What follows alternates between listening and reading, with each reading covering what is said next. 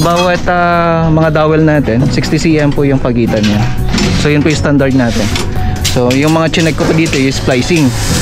So yung splicing natin dito ay may mga hindi nakalock. Actually may nakita nga ako dito pantay. So sabi ko kay stillman natin dapat staggered yan. Ito yung sinasabi ko naman, papadagdagan natin ng alambre yung ating mga splicing.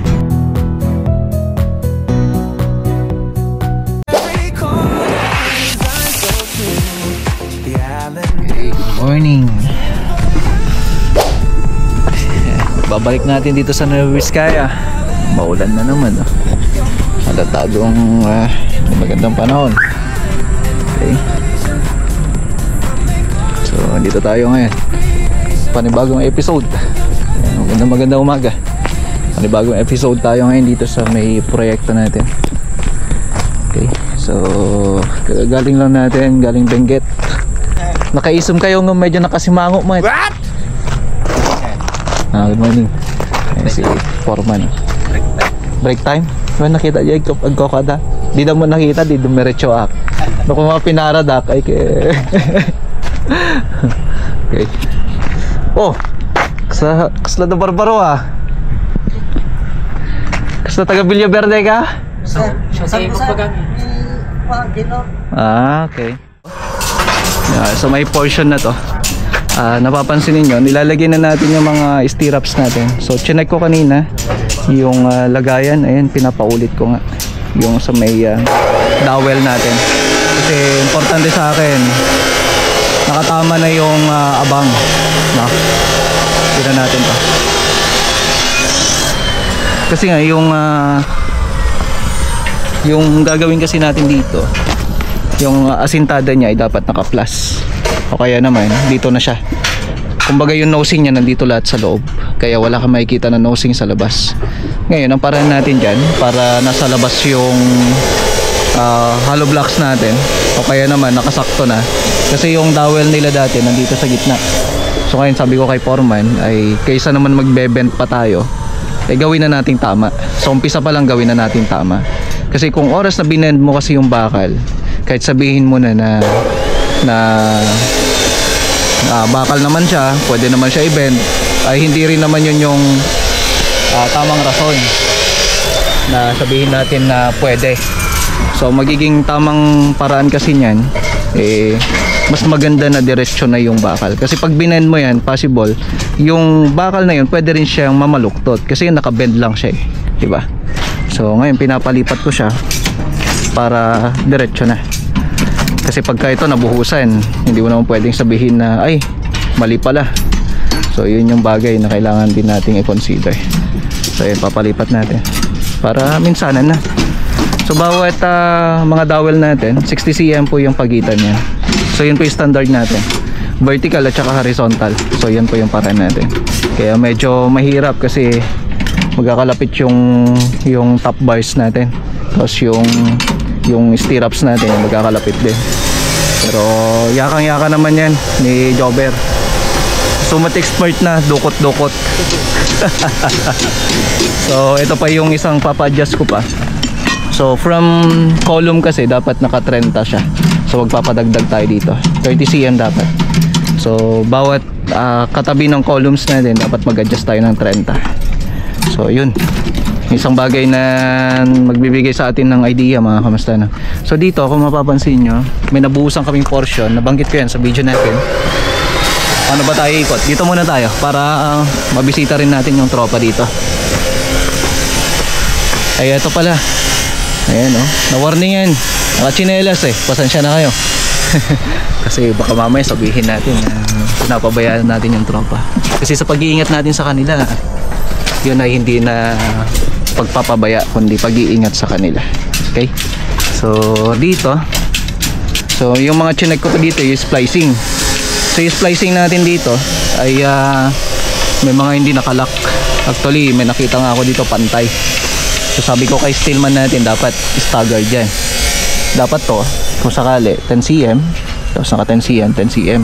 Kaya naman nandito yung isa, yung mid niya, tapos nandito naman yung isa. So staggered dapat. So Sabi ko naman, sige, okay lang, wag lang doon sa may pinaka taas na biga, no? So babawiin natin yan. Tapos dito papalak natin lahat kasi nakita ko yung mga stirrups lang yung nakalak. So sabi ko hindi pwede yan. Okay, ito binalikan ko to para maayos muna kasi wala nang nahalos sa 50 na dito sa may part na to.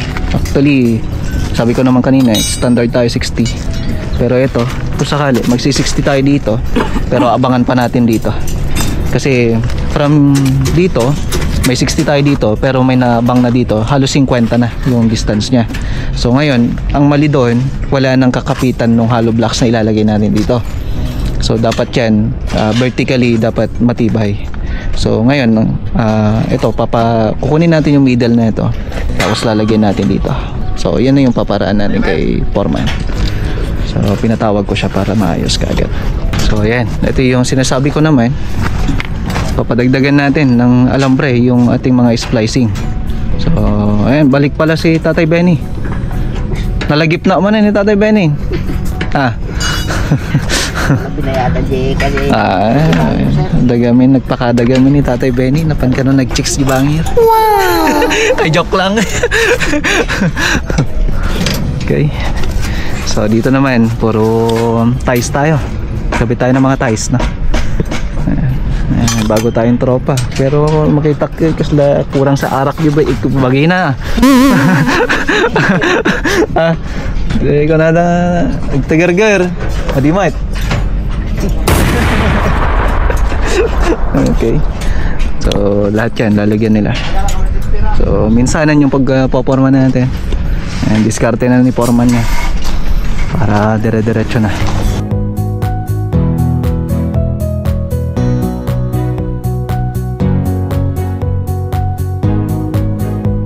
Dito sa may part na to, pansin nyo to, mayroon akong may guide tayo dito, tansi.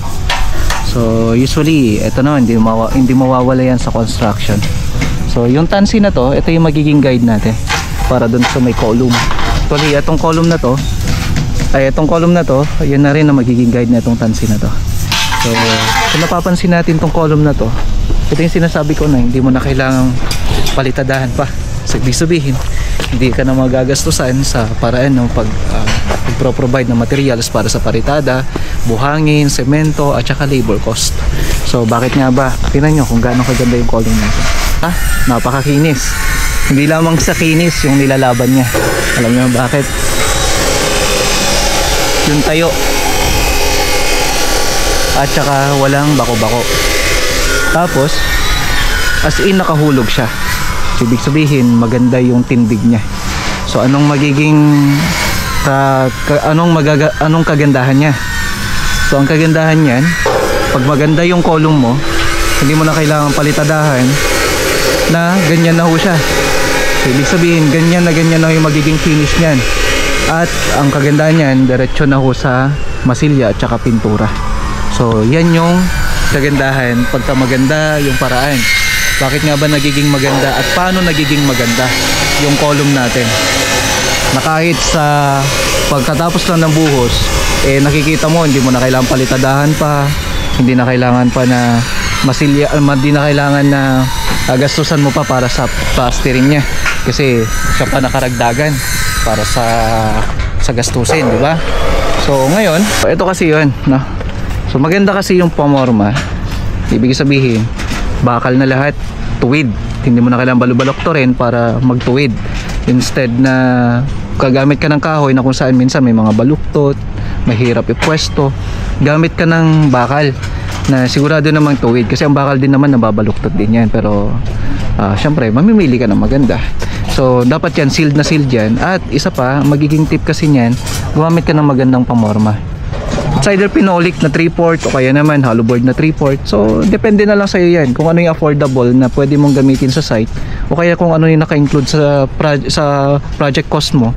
Yun yung ilalagay mo para sigurado na maganda yung kalalabasan. Kasi sabi ko, kahit gumastos ka diyan, kagaya ko na contractor ako, makakales pa rin ako kasi alam niyo po ba, ang Suntec PP plastic board, 30 to 50 times mo siyang pwedeng gamitin.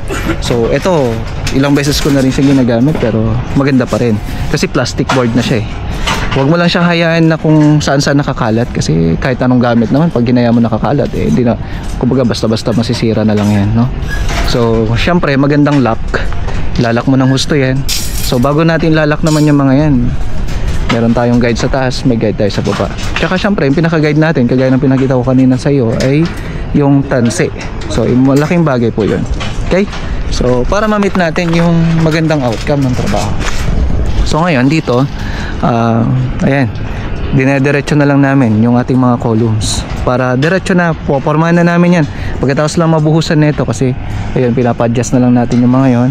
Tapos ayan, may mga gumagawa ng pamorma, dire-diretso na ho na paggagawa natin. So hindi naman po magsasabay yung column at saka yung biga sa pagbubuhos. Magiging kumbaga sabihin na natin, baka mamaya magka-problema. Okay? So pwede kang magsabay kung ang biga at saka slab, yun yung tinatawag nating monolithic part, monolithic na paraan ng pagbubuhos natin. So dito naman, pag column at biga, hindi po, maliban kung talagang secure na secure yung inyong mga forma, ayos yun.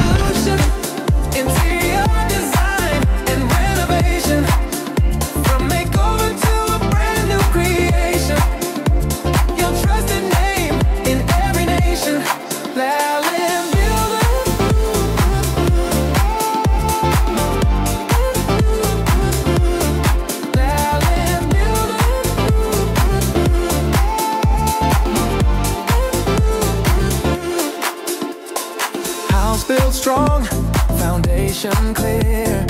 With every touch,